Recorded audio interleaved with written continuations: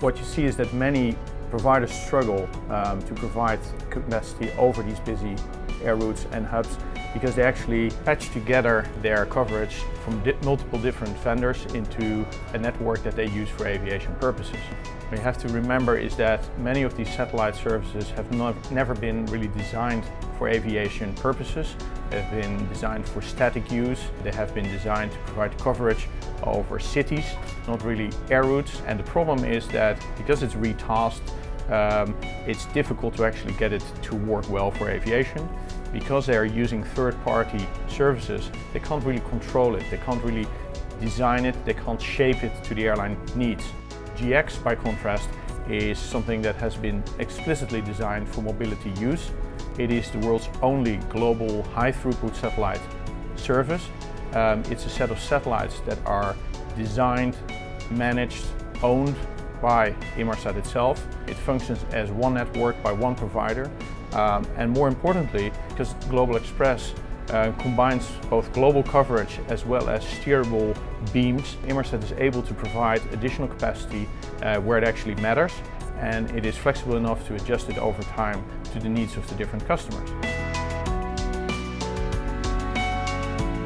What the airline should be asking each connectivity provider is, if I grow my capacity, will I be receiving the same amount of service or the same level of service? If I change my route network, will I be receiving the same service level that we agreed to? Because that is an intrinsic part of the customer proposition. So you go to your customers and say, we have Wi-Fi on board, but we don't have it here and it's slower there and it doesn't work over here. That's not possible. But with Inmarsat, regardless of what the airline's plans are, they will have consistent service throughout. Because Inmarsat owns the network and designs and launches its own satellites, it is actually able to expand that capacity over time. And Inmarsat does that now in such a way where it can actually design and launch and build a satellite in the time frame it usually takes bigger airlines to put all the equipment for connectivity on their aircraft. So basically, on the back of growing demand, Inmarsat is able to scale up and meet the wishes of customers. Airlines should be looking for a commitment, not a verbal, but a written commitment of service levels. And that includes the speed and what that speed means to the passenger, to the customer.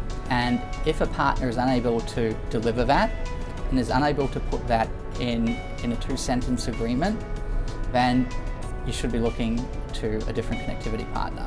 The first element of it really is to understand what they want to drive or allow their passengers to do. And secondly, make sure that they're buying enough assured bandwidth to be able to provide those services. The way that we tackle it really in terms of GDR, a guaranteed data rate or a committed information rate, was an assured level of performance to the aircraft. And that's vitally important, not just some of the time on an airline route, but the whole of the flight.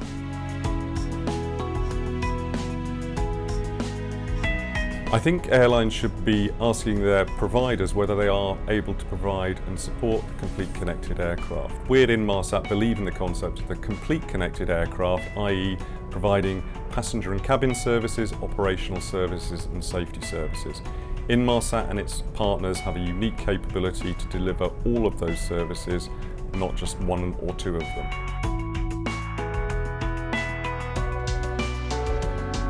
Well, one of the key questions an airline should be asking their connectivity partner is, what is their roadmap? What are their future intentions and plans?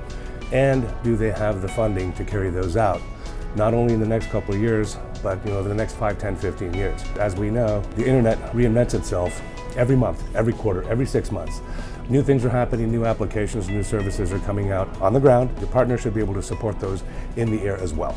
From an Inmarsat perspective, we are obviously a stable company, well-funded with a good balance sheet, and we already have an innovation and a roadmap timeline stretching out well into the mid-2020s, which shows increases and improvements in things like terminal performance, satellite capacity, which is going to be a critical element, a critical factor in this business, because as we know, the consumption and usage of internet it goes up 5 times every year. 2 times, 5 times. You can look at various indices, and they tell you that the consumption will just keep growing. It's not going to go down, it's going to go up. And so the IFC provider really needs to keep up with those step changes.